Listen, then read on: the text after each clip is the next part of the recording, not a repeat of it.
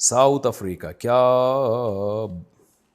بریلویوں کے پیچھے نماز پڑھنے سے نماز ہو جاتی ہے؟ رہنمائی فرمائیں بریلویوں کی مسجد میں اذان دینا کیسے ہے؟ میں جس محلے میں رہتا ہوں وہاں بریلویوں کی مسجد میں وہاں نماز پڑھنے جاتا ہوں اکثر. مجھے وہاں کے لوگ کہتے ہیں کہ آپ اذان پڑھیں، تو میں جواب دیتا ہوں کہ ہمارے ہاں اذان سے پہلے صلاۃ نہیں پڑھی جاتی. تو کیا میں نے ٹھیک کیا؟ رہنمائی فرمائیں. اذان تو بھائی کسی بھی مسجد میں دی جا سکتی ہے. باقی بریلویوں کے پیچھے نماز پڑھنا جائز ہے یا نہیں، تو مسئلہ دیوبندی بریلوی اہل حدیث کا نہیں ہے. جو بھی توحید پرست ہو اس کے پیچھے نماز پڑھنا جائز ہے، اور جو بھی مشرک ہو اس کے پیچھے نماز جائز نہیں ہے، چاہے وہ دیوبندی ہو، چاہے وہ اہل حدیث ہو، چاہے وہ بریلوی ہو. تو اب شرک کسے کہتے ہیں؟ اللہ کے سوا کسی اور کو یہ سمجھنا کہ وہ اسباب سے ہٹ کے میری مدد کر سکتا ہے، تو یہ شرک ہے. تو چاہے وہ دیوبندی کرے چاہے اہل حدیث کرے.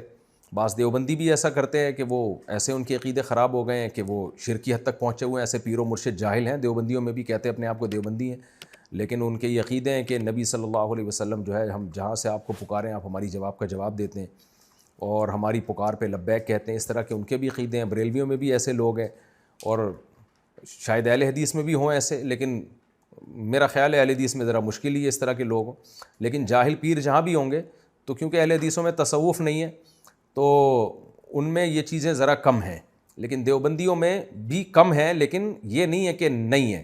بعض دیوبندی ہم نے پیروں میں دیکھے ہیں جاہل قسم کے، تو وہ اصل میں دیوبندی ہیں ہی نہیں، لیکن لیبل ان کے ساتھ دیوبندیوں کا لگا ہوا ہے. اور بریلویوں میں بھی جو مستند ان کے علماء ہیں وہ اس شرک کی نفی کرتے ہیں، لیکن جو بہت ہی ایکسٹریم لیول پہ گئے ہوئے ہیں وہ یا رسول اللہ مدد اور نبی صلی اللہ علیہ وسلم کو ہر جگہ حاضر ناظر سمجھتے ہیں جسم کے ساتھ، تو یہ شرک ہے. تو ایسا کوئی بھی امام ہوگا اس کی اقتداء میں نماز جائز نہیں ہوگی. تو مسئلہ دیوبندی بریلوی اہل حدیث کا نہیں ہے. مسئلہ یہ ہے کہ صحیح العقیدہ کے پیچھے نماز ہو جاتی ہے، جو شرکی عقیدہ رکھتا ہو اس کے پیچھے نماز نہیں ہوتی.